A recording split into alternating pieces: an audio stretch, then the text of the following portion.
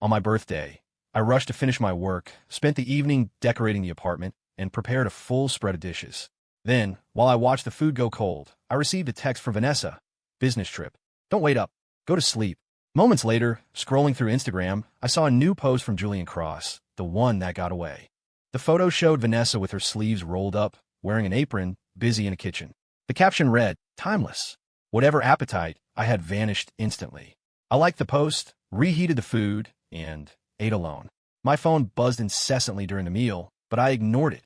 By the time I finished and picked it up again, I saw dozens of missed calls from Vanessa. Finally, she sent a voice note. "Caleb, I'll explain when I get back. Don't overthink it. We have plenty of birthdays left to celebrate together." I didn't reply. I just wondered, do we really have a future left?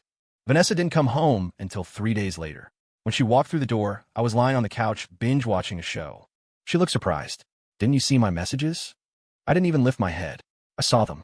I was busy, then I forgot. She looked incredulous. It wasn't surprising. Usually if I got a text saying she was coming home, I'd be downstairs waiting for her 30 minutes early, beaming like an idiot. She was silent for a moment, then said, "I haven't eaten all day. Make me something, anything." She was a picky eater. She hated the food on the Amtrak, and usually, when she returned from business trips, I'd cook a few specific dishes to satisfy her refined palate. The episode ended. I looked up at her and pointed to the takeout flyers on the coffee table. "Saw those in the mail. New place, looks like they have coupons." Vanessa's expression soured. "I'm starving right now. Even if you're mad, can't you just make dinner first?" I looked at her, genuinely confused. "Can't you just order Uber Eats?" And I'm not mad. She didn't believe me, of course. She continued, defensive. "Julian is all alone in Milwaukee. He has nobody. I just went over there as a friend to take care of him." "Okay." She rubbed her temples, looking exhausted. "Cut out. I really don't have the energy to coddle you right now." I sighed. "If you're tired, go rest. I'm really not asking you to coddle me."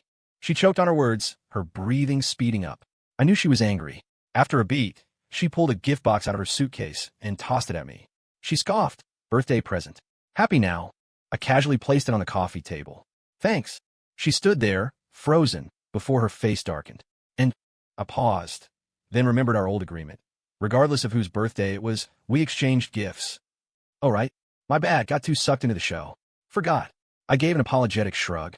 "I'll make it up to you later, or I can just Venmo you." She stared at me intensely. The awkwardness finally got to me, so I quickly transferred the money, checked my watch, and went to the bedroom to grab my jacket. When I returned to the living room, she looked stunned. "You're going out? It's late. Where are you going?" I looked at her strangely. "Didn't you tell me I needed to learn to kill time by myself at night? I'm meeting the guys for drinks." Ignoring her speechlessness, I opened the door. "Where are you going?" She rushed over and grabbed my arm. "Meeting Big Mike and the crew." I ignored her expression and left the apartment. Vanessa hated my friends. She thought they were too loud and that meeting at dive bars was beneath us. She was always telling me to cut them off. Naturally, I wasn't going to ditch my friends for her, but to avoid arguments, I used to skip gatherings or come home early. I never really got to enjoy myself. Now, I finally didn't have to care what she thought. When Big Mike and the guys heard my plan, they looked at each other in shock. They didn't believe it. They knew how obsessed I used to be with Vanessa. But now that the fog had lifted, losing myself for a woman seemed incredibly stupid. Why hadn't I woken up sooner? We partied late. I even posted photos on my story. By the time I got home, it was 3:00 a.m. The moment I opened the door, I saw Vanessa sitting on the sofa, her face grim. She looked at me coldly. "Caleb, how old are you? Acting out and getting jealous like a teenager? Coming home this late just because you're upset? Is this appropriate?" My eyelids felt like they were glued together. I had zero energy to deal with her, so I tried to walk past her to the bedroom. She stood up and blocked my path. "Enough is enough. Julian and I are in the past. I won't, and can't, have anything with him now. You don't need to punish me over him. Also, I don't like you coming back this late. Don't let it happen again." I yawned. "You're overthinking it. I'm not jealous, and I'm not acting out. Also, I'm not following your curfew anymore." Her face twisted. "Are you done? Even throwing a tantrum has limits. I'm not your mother. I won't indulge you endlessly." I was too tired to speak. I just wanted to sleep. She mistook my silence for submission, sighed, and reached out to hug me. I took a step back, dodging her embrace, hanging onto my last thread of consciousness. I walked quickly into the bedroom, shut the door, and locked it. Before I drifted off, I vaguely wondered if I should have taken the guest room and left the master to her since we were essentially separated, but a second later, the thought screw it crossed my mind, and I was out. For the first time in forever, I slept until dawn without dreaming. When I got up to wash my face, Vanessa was just coming out of the bedroom. She walked past me with a stone-cold face, acting like I didn't exist. But this time, I didn't panic or grab her hand to beg for forgiveness. I just focused on my own routine. As I headed to the kitchen, I heard the front door slam. Geez, even a sturdy door shouldn't be slammed like that. I made a simple breakfast, ate, and went to the office. I headed straight for my boss's office. I was about to knock when I heard, "Caleb, you're here early." I turned around. It was my boss. I was so early that he hadn't even started his day yet. Once inside, I told him I was willing to accept the expat assignment in Germany. The opportunity had come up before, and he had urged me to take it for my career, but I had refused because I didn't want to be away from Vanessa for so long. He was thrilled I accepted, but asked with concern, "Is everything okay with your girlfriend?" I shook my head. "I'm breaking up with her." Thank God for Julian Cross. He woke me up just in time. Starting today, I had to prepare my handover and handle the visa paperwork. I was busy all day. By the time I left the office, it was late. I decided to grab dinner out before heading home. When I walked in, Vanessa was on the phone, holding a gift box in her right hand and her cell in her left. "MHM, it's rare for His Highness to visit the city, so of course I have to go all out. Don't worry, the prince will be satisfied. You guys order first, I'm heading out now." Oh right, today was Julian's birthday. Her face was full of an indulgent smile, an expression she never showed me. With me, she was always cool, her smiles faint at best. I had complained about it once, and she calmly told me she wasn't used to showing emotion.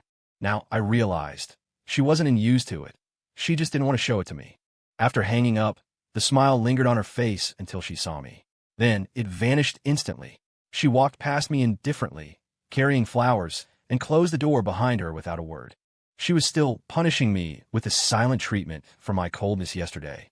But she didn't realize that, just like this morning, I wasn't panicked by her neglect anymore. I ordered takeout, and after eating, I picked up a German textbook I hadn't touched in ages. I spoke German, but I was rusty and needed to brush up. Taking a break, I scrolled through Instagram and saw Julian's update. "Grateful to the universe for letting me meet you." Beneath it, the comments were flooded with blessings from Vanessa's girl squad. Her best friends all supported her and Julian. They hated me. They never said it outright, but they took every opportunity to make me feel small. I used to complain to Vanessa, but she'd just say, "Then you need to try harder to win their approval." I refreshed the feed. Vanessa had commented with a simple, smiley face emoji. Suddenly, I got a tag notification. It was Chloe, one of Vanessa's best friends. "Just telling you in advance so you don't fight with Van again. We're all here. It's a normal group hangout." I found it funny. I replied K, and tossed my phone aside, washed up, and went to bed. In the middle of the night, the sudden glare of the overhead light woke me. I squinted and saw Vanessa staring straight at me. She demanded, "You really trust me that much? I was out all night, and you didn't send a single message." My friends' phones were blowing up with their boyfriends and husbands telling them to come home. I was the only one waiting like an idiot. Woken from a deep sleep, I wasn't happy. "You're a grown woman hanging out with friends. Why wouldn't I trust you?" "I trust you. It's late, go to sleep." In the past, whenever she met Julian, I would make a scene. Even if I reluctantly agreed, I'd blow up her phone. Vanessa used to scream at me. "This is my circle's gathering. What does it have to do with you? I'm begging you, Caleb, give me some personal space." She stood there, stunned. 3 seconds later, as I was lying back down, she grabbed me. "We need to talk." I looked at her helplessly. She took a deep breath. That Instagram post was just a memento for our friend group. It didn't mean anything else. Don't let your imagination run wild. I was exhausted. I nodded repeatedly. "Okay, I got it." A flash of irritation crossed her eyes. "What is this refusal to communicate? Are you still mad I saw Julian? I told you, he's just a friend in our circle. We have a history, sure, but that's in the past. If you really care that much, I'll bring you along next time." I nodded again. "Understood, but I'm really sleepy. Can I sleep now?" Vanessa didn't speak. She sighed and started climbing to bed. I jumped. "What are you doing?" She froze. Then, looking at me coldly, she slammed the door and stormed out, kicking open the door to the guest room. Despite the interruption, I wasn't worried about insomnia. My head hit the pillow, and minutes later I was asleep. I had good relationships with my coworkers, so they insisted on a farewell dinner before I left the country. I accepted, obviously. Halfway through the meal, I went to the restroom and saw Vanessa with her colleagues. And there, clinging to her side, was Julian. Vanessa really took care of Julian, bringing him along even to her company dinners. I realized I didn't feel a shred of jealousy or anger. I just thought if I'd realized this sooner, maybe I wouldn't have been miserable for so long. Julian saw me and greeted me with a smug smile. Caleb, what a coincidence. You're here too. Oh, don't misunderstand. It's just so boring where I am lately. So Van brought me along to her work party. Vanessa's colleagues knew me, and they looked awkward, casting strange glances at Julian. I gave a non-committal grunt and walked back to my team's private room.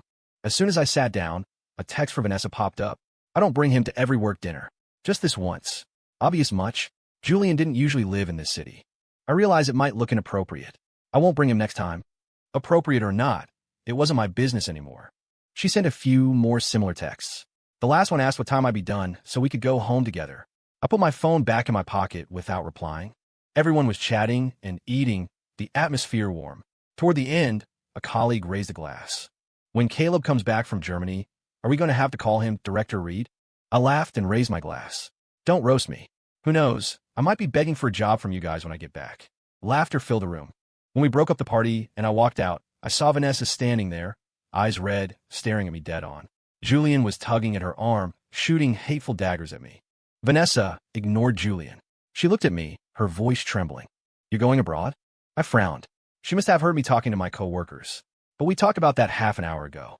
Had she been waiting out here the whole time? My colleagues sensed the awkwardness and asked if I needed help. I thanked them and said I could handle it.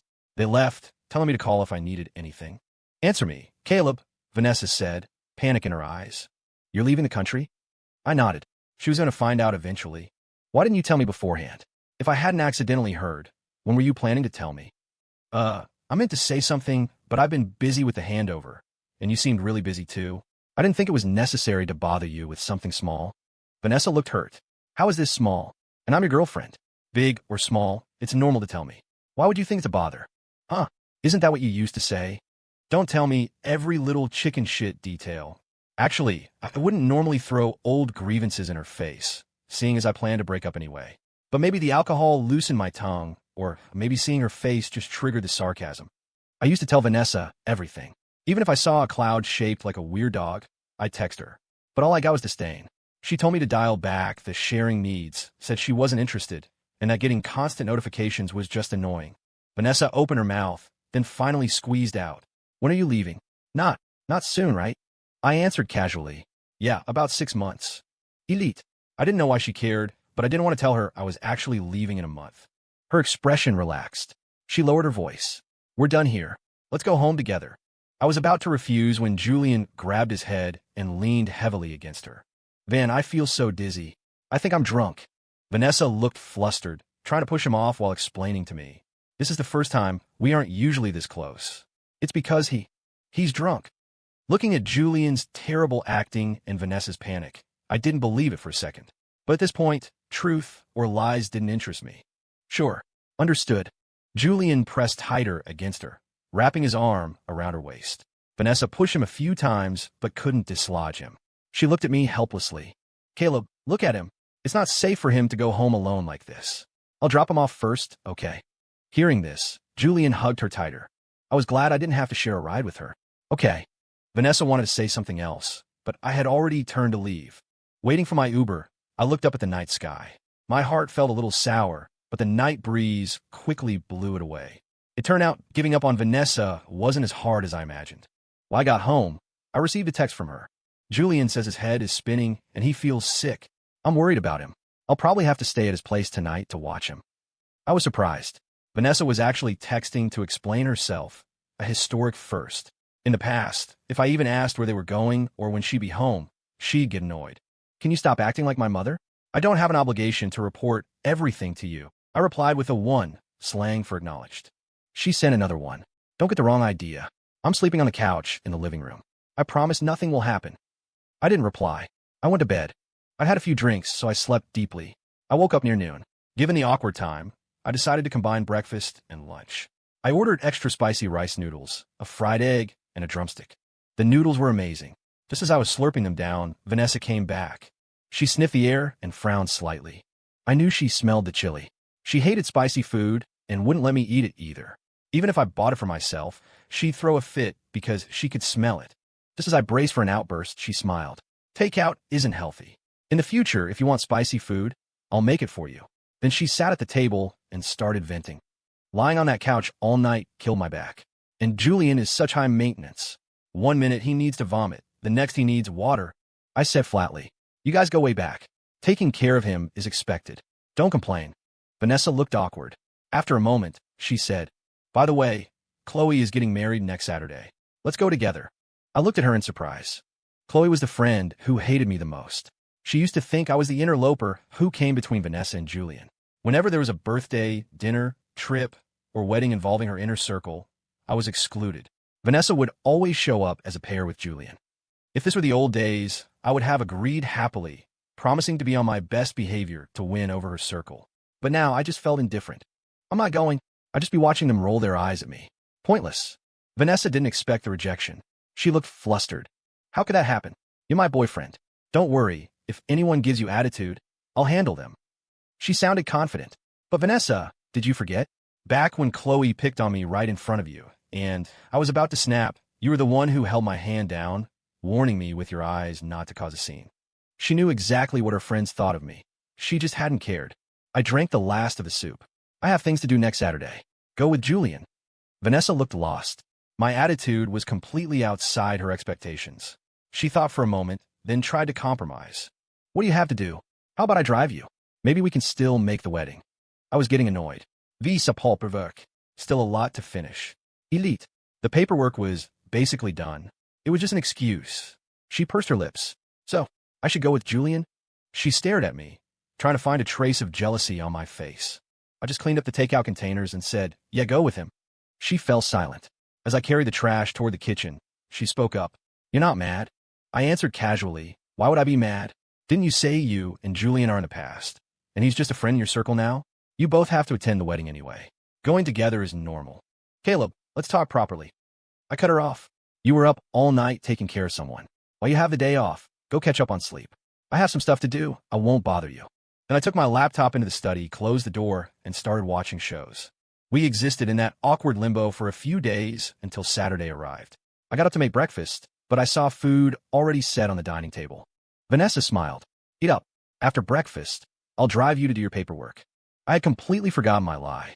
I felt a flash of awkwardness, but then thought, whatever, I'll just pick a government building I went to before and have her drop me off. It would save me the hassle of arguing. When we got to her car, she put her hand over the door frame to protect my head as I got in. I felt a wave of déjà vu. A memory surfaced. I was working late one night, and a thunderstorm hit. I asked Vanessa to pick me up. She had just mocked me in a harsh tone. "Are you serious? You're a grown man afraid of the dark. It's just rain. Didn't you bring an umbrella?" When I got home that night, soaking wet from wringing out my shirt, I found out that while I was squeezing onto the subway, Julian had been sitting in Vanessa's car, blasting the AC, drinking bubble tea she bought him. I used to say I liked bubble tea, and she criticized me, saying it was a consumerist trap and that a man shouldn't be so obsessed with sugary drinks. After that, I got my license and bought my own car. Unfortunately, because I was leaving the country, I'd already put it in long-term storage. Otherwise, I could have used driving myself as an excuse today. On the road, she kept trying to find topics to chat about. It was annoying, so I gave vague, half-hearted replies. Thankfully, Julian called. Vanessa looked hesitant. She reached out, then pulled her hand back. I found it irritating to watch, so I pressed answer for her. The moment it connected, Julian's whiny voice filled the car. "Van, I don't know why, but I can't get an Uber today. The fastest one is 40 minutes away. Can you come pick me up?" Vanessa hesitated. "It's fine. I'll talk to Chloe for you. She won't blame you." Wow, Vanessa actually refused Julian? Was she possessed? Julian didn't expect the rejection either. He was silent for 2 seconds before speaking again, layering on the familiar grievance. "But it's Chloe's wedding. How can I be late? I guess I'll just try to flag down a cab or something." I glanced at Vanessa's conflicted face. Sitting in her car while she agonized over him was a new experience. I didn't want to stay in the same space as her anyway. I decided to be considerate one last time. "Just drop me at the L station up ahead," I said pleasantly. Guilt flashed in Vanessa's eyes. "But you—" I smiled. "The train is convenient. I'm a guy. Taking the L is no problem. Go get him. Don't make him wait." After Vanessa left, I wandered around the area, then grabbed lunch at a nearby restaurant. I was leaving a few days. I needed to enjoy the local food while I could. I stayed out late. When I got home, the apartment was empty. Normal. Vanessa was probably still at Chloe's wedding. The next morning, I walked into the living room and found Vanessa sitting on the sofa, motionless. The sound of my footsteps snapped her out of her trance, and our eyes met. I made small talk. Back so early? She didn't answer. She just looked at me with deep sadness. After a long while, she choked out, "You didn't do paperwork yesterday. You were just walking around, weren't you?" I was surprised. How did she know? She hung her head. "Last night, I was scrolling through my phone. I saw a street photographer's post. You were in the background. The timestamp was right after I dropped you at the station. I had nothing to say, and I didn't want to explain." I don't know how much time passed before Vanessa whispered, "Can we talk, Caleb?" It was time to end this formally. I sat down on the sofa. "Yeah, let's talk." Vanessa looked straight into my eyes, deadly serious. "I won't contact Julian anymore. We'll live happily like we used to." "Okay." I was startled. She smiled bitterly. "I know. You've always been unhappy about my relationship with Julian. I thought about it. I really didn't respect boundaries before. Making you sad was wrong, and I'm willing to change. I was terrible. I took advantage of the fact that you loved me, thinking you'd never leave, so I ignored your feelings. I was an asshole, but I know I was wrong. Give me one more chance. We could be like before. Please." So, she knew exactly what she was doing. She was capable of cutting Julian off. She just hadn't wanted to. I smiled. "No need. I honestly don't care anymore." She got agitated. "You don't believe me? I'll prove it to you right now." She dialed Julian right in front of me and put on speaker. The moment it connected, Julian's smarmy voice came through. "Only been one night, and you miss me already, Van?" Usually, this would make Vanessa smile indulgently. Now, she frowned deeply. "Julian, I'm calling to tell you clearly. I have a boyfriend. We need to keep our distance. Don't contact me unless it's an emergency. Actually, don't contact me at all." "Fun. Are you joking?" Julian's voice trembled, loaded with heavy victimization.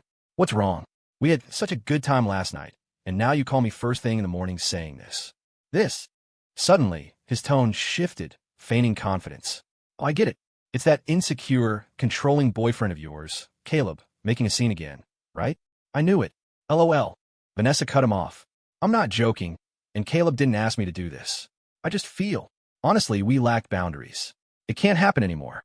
Also, Caleb is my boyfriend. I hope you'll respect him in the future. Goodbye." She hung up. Her phone immediately started vibrating like crazy. She turned it off completely, then looked at me pleadingly. "Caleb, see? We can." I looked at her blankly and sighed. "I'm going abroad, Van. We can still make it work." "No." She looked at me, begging. "Don't say it. You going abroad?" She looked like she was making a massive decision. "I'll go with you." I couldn't deny that statement sent a shockwave through me. I knew how well her career was going here. Her entire network was here, and she was willing to abandon it for me? Seeing I didn't answer, Vanessa hugged me tight, sobbing in my ear. "Caleb, I really know I messed up. Forgive me, please." Memories of our time together flashed through my mind. My heart ached again, but my mind was clearer than ever. "Vanessa, let's break up." I moved out that day and checked into a hotel. Vanessa didn't stop me physically, but she told me to wait for her. She said she had one project to finish, then she'd quit and come with me. The project would take 4 or 5 months, perfectly timing with the 6 months lie I told her. I didn't say yes or no. From that day on, the friends who used to look down on me took turns acting as lobbyists. They apologized profusely for their past attitudes, telling me Vanessa was working herself to death to finish the project early so she could join me. They begged me to forgive her, to tell her to rest. I didn't reply. I blocked them all. Another Saturday arrived. I dragged my suitcase to O'Hare. My phone was filled with updates from Vanessa, morning, noon, and night, plus random little things she shared. I scrolled up our text history. It used to be a wall of green bubbles, me talking to myself. Now it was a wall of white, her talking to herself. It was a strange feeling. Suddenly, a new message popped up. "You're leaving today. Didn't you say a few months? Please don't leave me behind." I took one last look at our chat, tapped a few buttons, and blocked her. "Caleb." A desperate scream came from behind me. I turned. Vanessa was running toward me, hair messy, clothes wrinkled, face pale and exhausted. I'd never seen her look so unkempt. She sprinted up to me, gasping for air, and burst into tears. "Caleb, I beg you, please don't leave me. I really know I was wrong. I cut off Julian. I'll never speak to him again. I don't care if he dies. I won't help him." My vision blurred slightly. Maybe it was just mourning the death of the relationship. I looked at Vanessa, begging without a shred of dignity, and spoke softly. "It's over, Vanessa." I turned around, leaving her sobbing in her hands, and walked through the security gate. World apart, never to cross paths again.